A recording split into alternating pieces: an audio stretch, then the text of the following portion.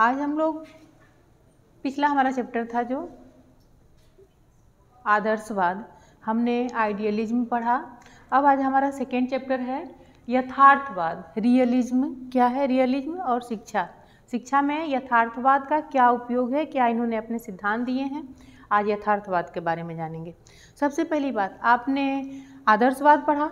आदर्शवाद के जो मेन जो उसके एक तरह से विचारक जो थे, जो जन्मदाता कह सकते हैं, जिन्होंने दिया था, कौन थे? प्लेटो को हम मानते हैं ना। और आदर्शवाद के ही यानी प्लेटो के ही शिष्य आते हैं अरस्तु। हमने बताया भी था अरस्तु, ठीक है। अरस्तु ने यथार्थवाद, पहले यथार्थ का मतलब समझते हैं। यथार्थ रियलिज्म, रियलिज्म का हिंदी है रियलिज्म का ही हिंदी यथार्थ है, मीनिंग यथार्थ है। और जो रियलिज्म है, रियलिज्म शब्द की उत्पत्ति रेज शब्द से हुई है। रेज शब्द, रियलिज्म की उत्पत्ति रेज से हुई है। रेज ग्रीक भाषा के क्या है? ग्रीक, जिसको यूनानी भी कहते हैं, ग्रीक भाषा के रेज से हुई है। रेज का मतलब होता है, पहले यथार्थ की मीनिंग समझ लेते हैं। यथार्थ का मतलब होता है, यथार्थवाद का क्या है? रियलिज्म। रियलिज्म जो है रेज से हुई है। रेज का मतलब क्या होता है? वस्तु। रेज का मतलब क्या होता है? वस्तु। यानी कि जो वस्तुवाद है, एक तरह से कहा जाए कि वस्तु मतलब वास्तव में, रियल का मतलब क्या होता है? वास्तव। यथार्थ क्या है? सत्य जो हो। तो इन्होंने वस्तु, अगर रेज का मतलब वस्तु होता है तो यथार्थवाद का मतलब होता है वस्तु को, जो वस्तु की विचारधारा को जो वाद अपनाता है वह यथार्थवाद है। अभी तक हमने पढ़ा वस्तु की विचारधारा का मतलब क्या होता है?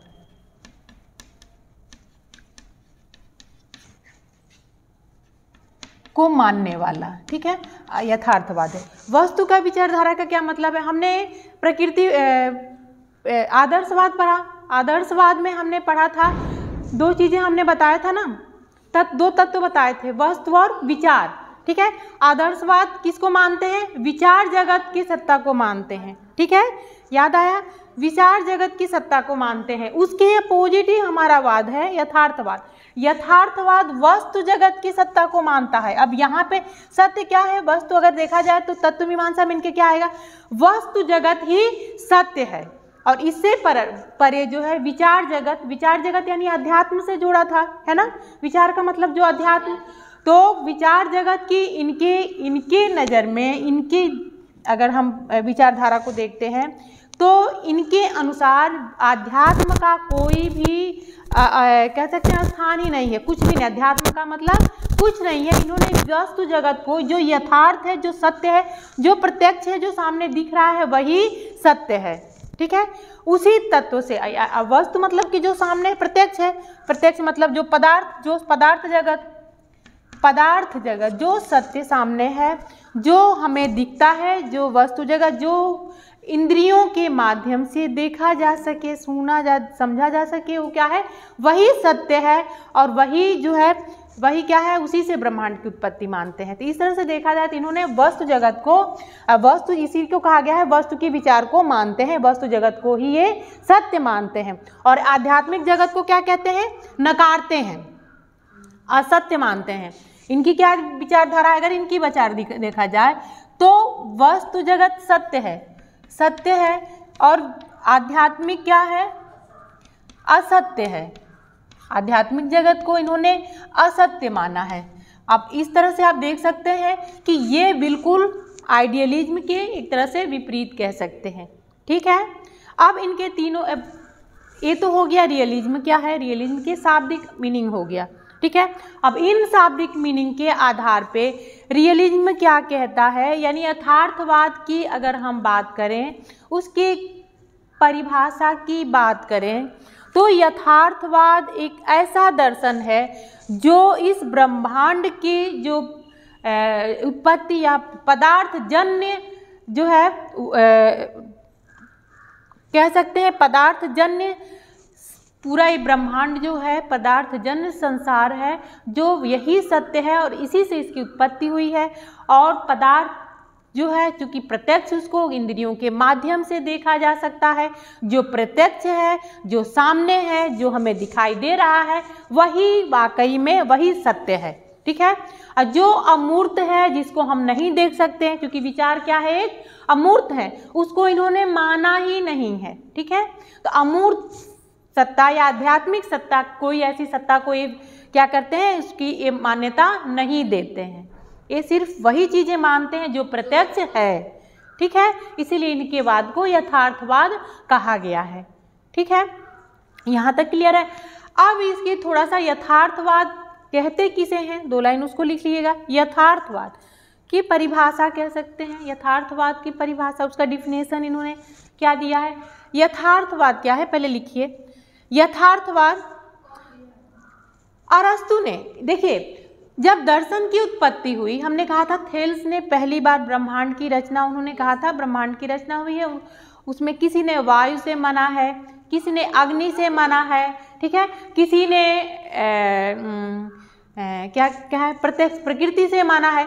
तो कहीं ना कहीं उन्होंने वो भी तो जो चीज़ें दे रहे हैं, अगर ब्रह्मांड की उत्पत्ति के बारे में या इस संसार के विचार जगत की उत्पत्ति कहीं ना कहीं उसकी वायु से माना है, तो ये वायु भी क्या है, कहीं ना कहीं हमें तो एक प्रत्यक्ष है ना, जिसको हम महसूस कर सकते हैं। ठीक है। तो यथार्थवाद की विचार कहीं ना कहीं उनके भी विचार में है। ठीक है। और इसीलिए यथार्थवादी विचारधारा को बहुवादी दर्शन कहा गया, क्योंकि यथार्थवाद में हमने पढ़ा था आदर्शवाद, तो उसमें एक चीज़ें हमने समझाया था उसके सिद्धांत में, विभिन्नता में एकता की बात की थी ना, कि विभिन्न दार्शनिक थे, उनमें बहुत सारे विचारक थे, लेकिन सबने एक बात सामान्य कहा था, आध्यात्मिक सत्ता को सत्य माना था। ठीक है। एक विचार सबके अनुसार, सबके अकॉर्डिंग वह सत्य था। लेकिन इस विचारधारा में इसे बहुवादी विचारधारा इसलिए कहा जाता है कि क्योंकि यथार्थवादी विचारक जो हैं कई सारे हुए हैं, कई विचारक हैं यथार्थवादी, और जिन्होंने अपने अपने अनुसार उन्होंने थॉट दी। जैसे किसी ने कहा है कि वस्तु जगत जो प्रत्यक्ष है वो सत्य है। ठीक है। किसी ने कहा है कि वस्तु जगत सत्य है क्योंकि वह प्रत्यक्ष है, और आध्यात्मिक जगत या विचार जगत असत्य है क्योंकि उसे हम देख नहीं सकते हैं, या ज्ञानेंद्रियों के माध्यम से उसे हम महसूस नहीं कर सकते हैं, या वह हमें दिखाई नहीं देता, अमूर्त है, इसलिए वह सत्य है। ठीक है। फिर उसकी जगह पे फिर आलोचना करते हैं कोई उसके, इसीलिए कई आदर्शवादी के कई विचारक हैं, कई विचारधाराएं, यानी आदर्शवाद में भी कई प्रकार आते हैं, कई विचारक ऐसे आते हैं जिन्होंने अपने अपने तरीके से उस पर विचार दिया है। ठीक है। एक चीज़ और कहते हैं, ये कोई मानता है कि चूंकि वस्तु जगत सत्य है, ये मानव जो शरीर क्या है, ये वस्तु जगत पदार्थ है ना, पदार्थ है, लेकिन इस पदार्थ का हम ज्ञान कैसे लेंगे, पदार्थ के, क्योंकि हमें पदार्थ, ये तो भौतिक शरीर है हमारा, पदार्थ है, लेकिन इसका हम किसी चीज़ के बारे में जानेंगे कैसे, ज्ञान कैसे प्राप्त करेंगे, मन से, है ना। तो इसीलिए इन्होंने आत्मा को पदार्थ जन्य जो है वह वस्तु कहा है, आत्मा को या मन को, जिसके माध्यम से हम इस भौतिक जगत का, इस पदार्थ जगत का हम ज्ञान प्राप्त करते हैं, तो वो माध्यम क्या है, हमारा आत्मा है या मन है। इसीलिए मन को या आत्मा को पदार्थ जन्य जो है वह सत्ता मानते हैं। ये भी कुछ विचारक हैं। इसी तरह यथार्थवादियों में भी साधारण यथार्थवादी, नव यथार्थवादी, अवयवी जो पदार्थ जिसको मानते हैं यथार्थवादी, जिस पदार्थ की यानी सृष्टि की पदार्थ जो बना है उसकी भी एक प्रक्रिया के क्रम से बना, ये नहीं है कि अचानक से एक ऐसा विस्फोट हुआ और अचानक से बन गया, ऐसा नहीं मानते, एक क्रम से उसका विकास हुआ है, इसलिए ये एक क्रमिक मानते हैं। समाजवादी यथार्थवाद, अलग अलग विचारधाराएं आती हैं। ठीक है। सबने अपने अपने तरीके से, इसीलिए इसे बहुवादी विचारधारा भी कहते हैं। इसमें बहुत सारे लोगों ने अपने अपने हिसाब से विचार दिया है। ठीक है। यहाँ तक तो थोड़ा सा इसका डिफिनेशन लिखिएगा। यथार्थवादी जो यथार्थवाद का, यथार्थवाद पाश्चात्य दर्शन की वह शाखा है, यथार्थवाद पाश्चात्य दर्शन की वह शाखा या विचारधारा है जो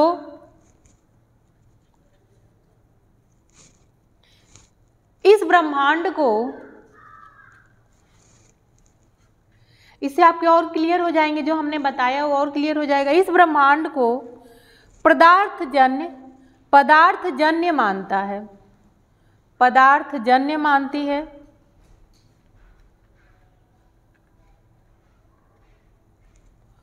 और इनका मानना है कि पदार्थजन्य संसार ही वास्तविक है। और इनका मानना है कि पदार्थजन्य संसार ही वास्तविक है। इसके अतिरिक्त कोई भी आध्यात्मिक संसार नहीं है। इसके अतिरिक्त कोई भी आध्यात्मिक संसार नहीं है।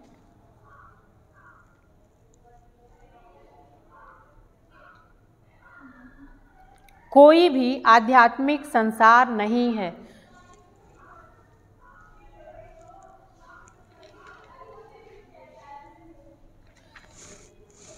यह ईश्वर के धर्म सिद्ध स्वरूप को स्वीकार करता है। यह ईश्वर के धर्म सिद्ध स्वरूप को स्वीकार करती है और आत्मा को पदार्थजन्य चेतन मानती है। और आत्मा को पदार्थजन्य चेतन मानती है।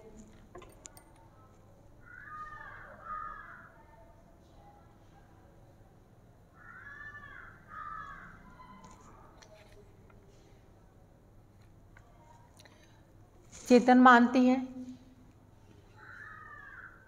इनका विचार है कि मनुष्य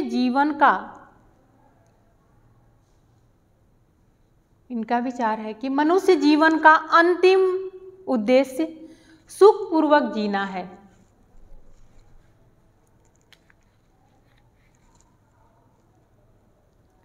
मनुष्य जीवन का अंतिम उद्देश्य सुखपूर्वक जीना है, जिसे पदार्थों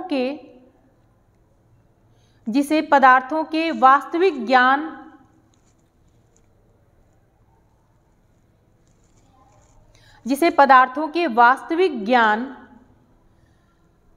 और उनके समुचित प्रयोग द्वारा ही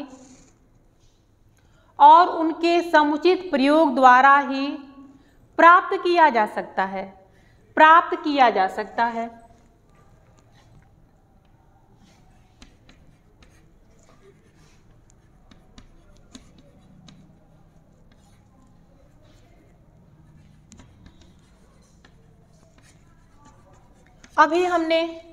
अब समझिएगा, यह कहा ना ईश्वर को धर्म सिद्ध मानता है, इसलिए नहीं परमात्मा को, यह पहली बात तो आत्मा को क्या कहता है,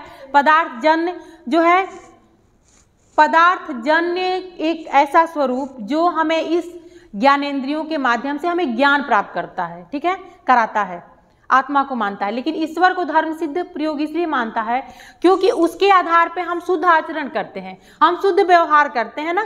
तो बस इसलिए नहीं कि ईश्वर एक ऐसा परमात्मा या वो ऐसा कर दे, ऐसा नहीं, कम से कम हमें सही आचरण के प्रति प्रेरित करता है। बस इतना तक ही धर्म सिद्धि उसका वो मानता है, ठीक है, उसका कोई स्वरूप नहीं मानता है। बस उसके डर से हम अपने आचरण को शुद्ध रखते हैं, हम विचारों को अपने शुद्ध रखते हैं, इतना तक ही। अब इनके आधार पे इनके जो तत्व की बात करें, तीनों, ये तो हो गया वस्तु जगत की बात करते हैं। इसके आगे क्योंकि यह रियलिज्म जो है, यह वस्तु जगत की सत्ता को सत्य मानते हैं। और तो इनके जो मूल तत्व हैं, मूल तत्व फंडामेंटल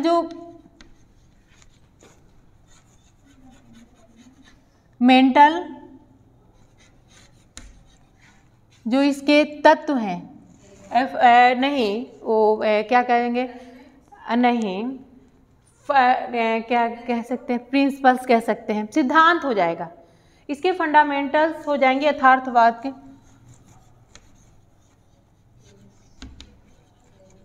रियलिज्म, यथार्थवाद के मूल तत्व।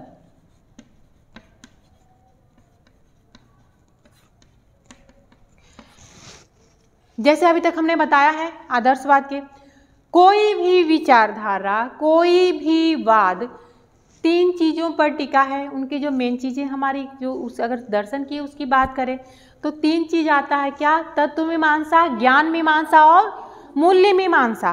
तत्व मीमांसा, ज्ञान मीमांसा और मूल्य मीमांसा, तीनों के बारे में अगर समझ लिया तो आपने दर्शन समझ लिया, उनके विचारों को समझ लिया। अब तत्व मीमांसा में अगर देखें, तत्व मीमांसा मतलब मेटाफिजिक्स,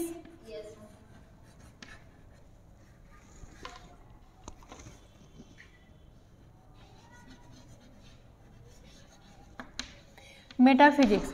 अब तत्व मीमांसा, दूसरा ज्ञान मीमांसा,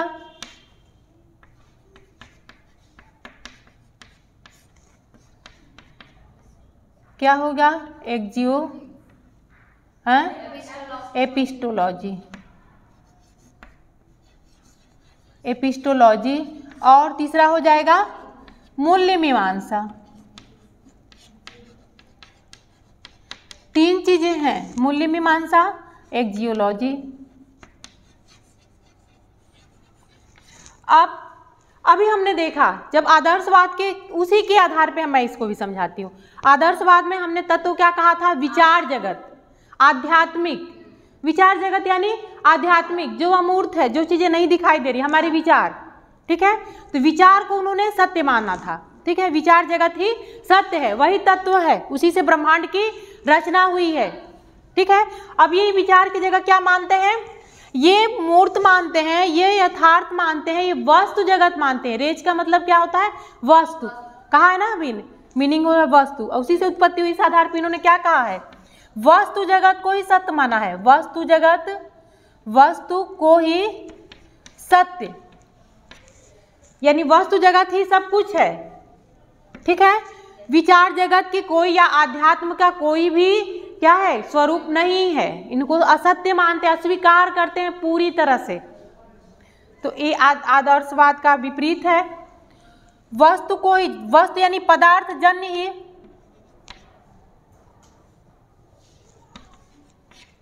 सत्ता ही क्या है? सत्य है। और इसी से क्या है? ब्रह्मांड की रचना हुई है।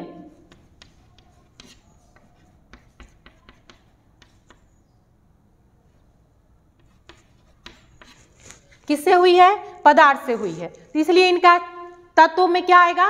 पदार्थ जन ही सत्या को, वस्तु जगत को ही ये सत्य, वही इनका मूल तत्व है। हो गया ना? मूल तत्व क्या हो गया? वस्तु या पदार्थ जो सत्य है। और इसको हम, इसका ज्ञान हम कैसे प्राप्त कर सकते हैं? ज्ञानेंद्रियों के माध्यम से। अब मान लो जो वस्तु है, प्रत्यक्ष है, जिसको हम तो किससे हमें ज्ञान मिलेगा? ज्ञानेंद्रियों के माध्यम से। तो ज्ञान मीमांसा क्या है? ज्ञानेंद्रियों से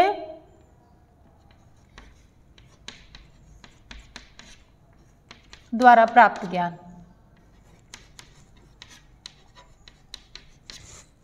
जो भी हमारे ज्ञानेंद्रियों के माध्यम से जो चीजें हम जानेंगे, जो प्रत्यक्ष है, जो हमें जो हमें दिखाई दे रहा है, जो हमें दिखता है, वो क्या है? वही प्रत्यक्ष है, ठीक है। हाँ, यानी कि इंद्रिय गोचर, ज्ञानेंद्रियों के मान से इंद्रिय गोचर या प्रत्यक्ष ज्ञान। ज्ञान मीमांसा प्रत्यक्ष ज्ञान। और इसके साधन क्या है? इंद्रियां, हमारी ज्ञानेंद्रियां, हमारी कर्मेंद्रियां, है ना, यही इसके साधन है। और मूल्य मीमांसा क्या कहता है? इसका मूल्य क्या कहता है? मूल्य क्या कहता है? वहां तो था आध्यात्मिक, आदर्शवाद में क्या था? आध्यात्मिक, आध्यात्मवाद पे विचार दिया ना कि आध्यात्मिक जगत या आध्यात्मिक विचारधारा रखना, यानी व्यक्ति में आध्यात्मिक प्रवृत्ति हो, ठीक है ना, क्षमा हो, सत्य हो, विवेकशील, हर तरह की। और यहाँ क्या है? प्रत्यक्ष चीजों को मानता है विज्ञानवादी विचारधारा, प्रत्यक्ष। तो आज का हमारा प्रत्यक्ष क्या कहता है? आज का हमारा जो वर्तमान समय, कि हम अपने जीवन को कितना सुखी बना लें, है ना, कितने भौतिक संसाधन, कितने भी हम आगे बढ़ जाए, है ना। तो ये क्या कहता है? जीवन को सुखी बनाना ही इनका मूल्य मीमांसा है। क्या है? जीवन को सुखी बनाना।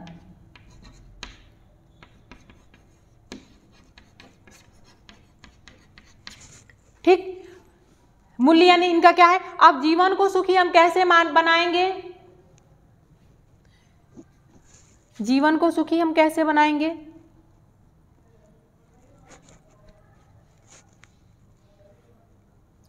जीवन को सुखी कैसे बनाएंगे?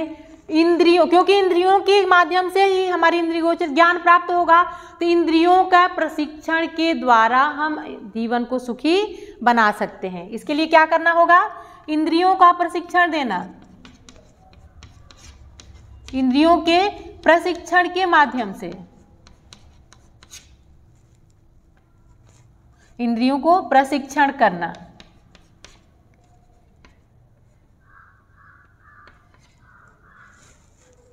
ठीक है, जीवन को सुखी बनाना इनका अंतिम लक्ष्य है।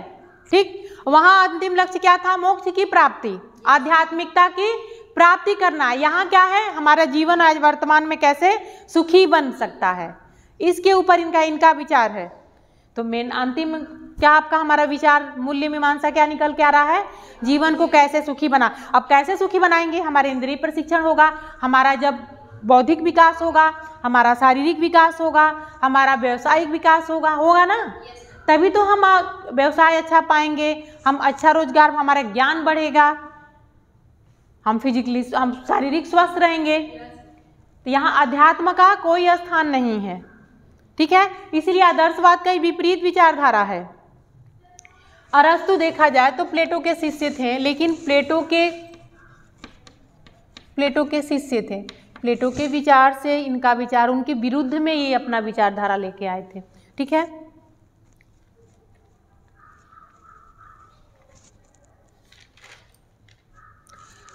अब अभी तक हमने जो इसके फंडामेंटल्स देखे, इसके जो तत्व देखे, उसके आधार